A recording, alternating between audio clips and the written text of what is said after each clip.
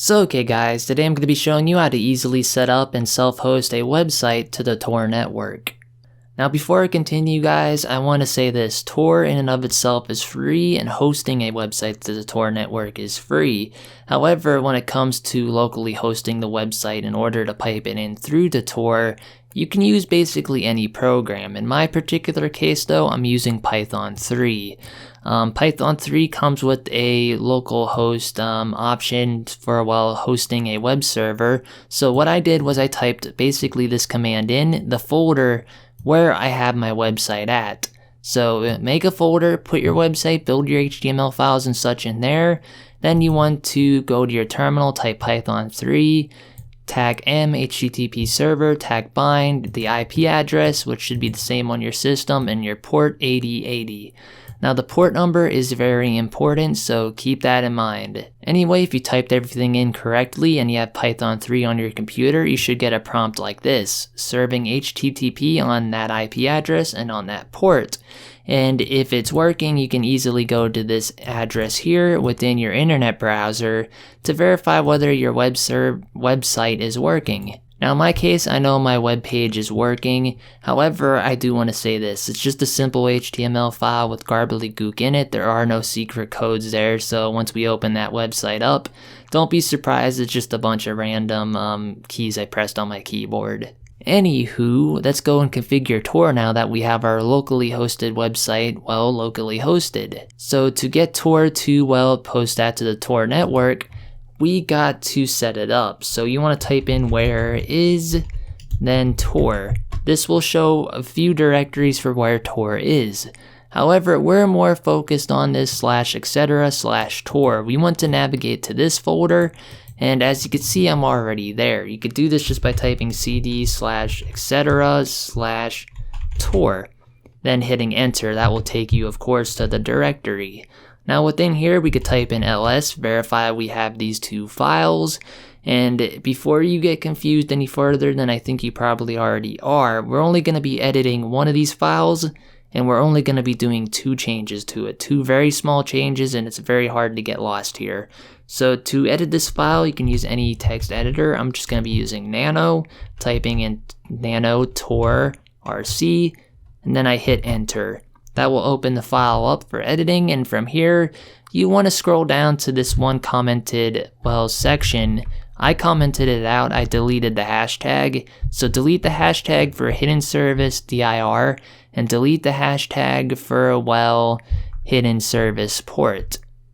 Anyway, I can see I did a small goof on this. I don't know why I configured this server weird. You can host more than one Tor server if you desire, and if you wish to see a tutorial on that in the future, let me know. However, for the time being, I'm going to re-comment these and edit the ones up above it. So comment, and as you can see, here's the two things we need to change. We first of all got to uncomment this, and then uncomment this. And we want to change the port at the end, the 80 to port 8080. Now from here, you can just hit Control X, Y, then enter, and that's basically set up. So from this point on, we can go to our folder with our index, our HTML, our website essentially. We can go back into that folder, type in Tor, that will launch Tor for the first time. Now this will make a few config files and various other things, so give it a fair bit of time. When it hits 100%, we can then go about, figuring out what our onion address is. Now for those of you unaware what an onion address is, I don't really know why you'd be on this video then. An onion address is an address that works on the Tor network. It essentially is an address that you can find in the dark web. Think of it like a URL on the clear net, except it's the URL for the darknet. Anyway, to find our onion URL, you could type in where is hidden_service. Then when you do that, it will tell you exactly where it's at. Anyway, for most Linux-based installations of Tor, it will always be in the same directory. So you could cd to /var, then /lib, and then /tor, and then /hidden and service. And within this folder, we can type ls, and we'll have a few files. However, the main file that we're interested in is this hostname file, so to read that file out, we can just put it back into nano if you wish, or you could type in cat and save some time and just load it right in your terminal screen. So we're just going to type in cat hostname, then hit enter. As you can see, that is our onion URL. So to close this video off and to verify that everything we did here worked, I'm going to copy this and we're going to open up the Tor browser and verify that our Tor website worked. Anyway, while Tor browser is loading here, I want to talk about what we just did. What we just did isn't the best of ways to go about this. Is it probably one of the correct ways? Yes. I'd always suggest checking out the Tor manual first or just visiting the Tor website just to keep up to date with the latest things you should do when setting up an onion address as well as other things.